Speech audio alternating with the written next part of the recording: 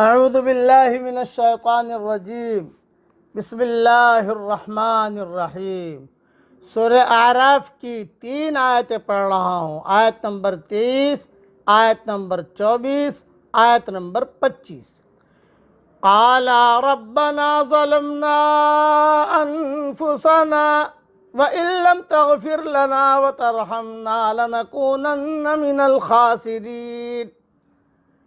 ان دونوں نے کہا، یعنی آدم اور حوا نے، اے ہمارے پیارے رب، ہم نے اپنی جانوں پر ظلم کیا، اور اگر آپ ہم کو معاف نہ کریں اور ہم پر رحم نہ کریں تو ہم نقصان اٹھانے والوں میں سے ہو جائیں گے۔ قال اهبطوا بعضكم لبعض عدو، اللہ نے کہا اترو، تم ایک دوسرے کے دشمن ہوں گے۔ وَلَكُمْ فِي الْأَرْضِ مُسْتَقَرٌّ وَمَتَاعٌ إِلَىٰ حِينٍ، اور تمہارے لیے زمین میں ایک خاص مدت تک ٹھہرنا اور نفع اٹھانا ہے۔ قَالَ فِيهَا تَحْيَوْنَ وَفِيهَا تَمُوتُونَ وَمِنْهَا تُخْرَجُونَ، اللہ نے کہا اسی میں تم جیو گے اور اسی میں تم مرو گے اور اسی سے تم کو نکالا جائے گا۔ اس کے مختصر تشریح سن لیجئے اور تفصیل انشاءاللہ ریاض التفسیر میں دیکھ لیجئے گا۔ توبہ اور استغفار کے یہ وہی کلمات ہیں جو حضرت آدم علیہ السلام نے اللہ تبارک و تعالی سے سیکھے، جیسا کہ سورہ بقرہ آیت نمبر 37 میں لکھ چکا ہوں۔ گویا شیطان نے اللہ تعالیٰ کی نافرمانی کا ارتکاب کیا تو اس کے بعد وہ اس پر نہ صرف اڑ گیا بلکہ اس کے جواز اور اس بات میں عقلی اور قیاسی دلائل دینے لگا۔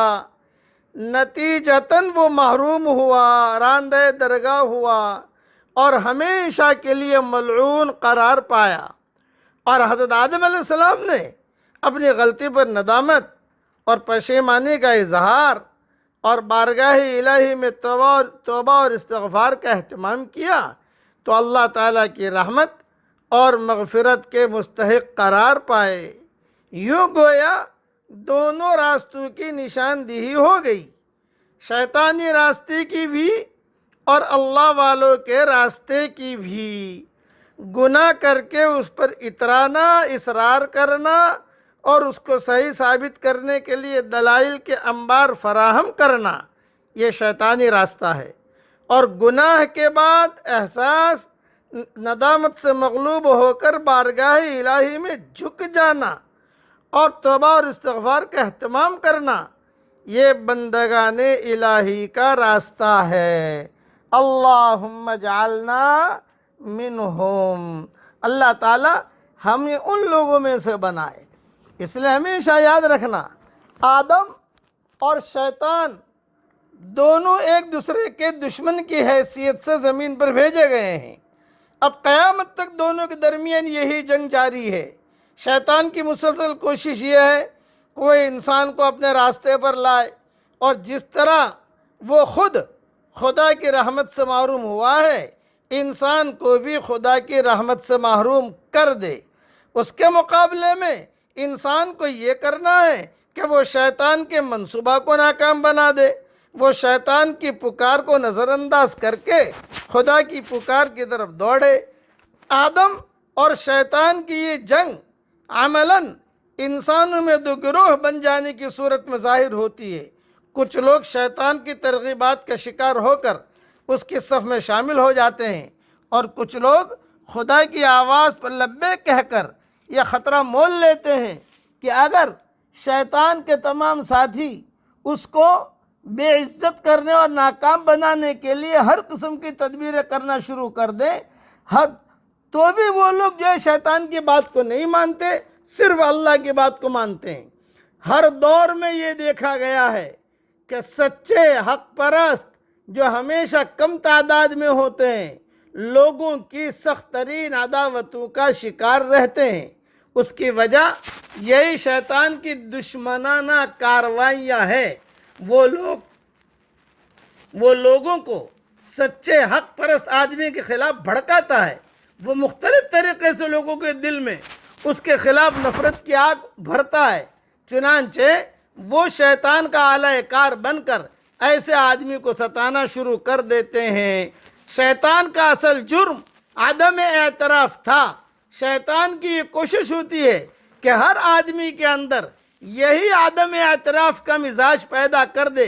وہ چھوٹے کو بھڑکاتا ہے کہ وہ اپنے بڑے کا لحاظ نہ کرے۔ معاملات کے دوران جب ایک شخص کے ذمے دوسرے کا کوئی حق آتا ہے تو وہ اس کو سکھاتا ہے کہ وہ حقدار کو حق ادا نہ کرے۔ کوئی خدا کا بندہ سچائی کا پیغام لے کر اٹھتا ہے تو لوگوں کے دل میں طرح طرح کی شبہات ڈال کر انہیں آمادہ کرتا ہے کہ وہ اس کی بات نہ مانیں۔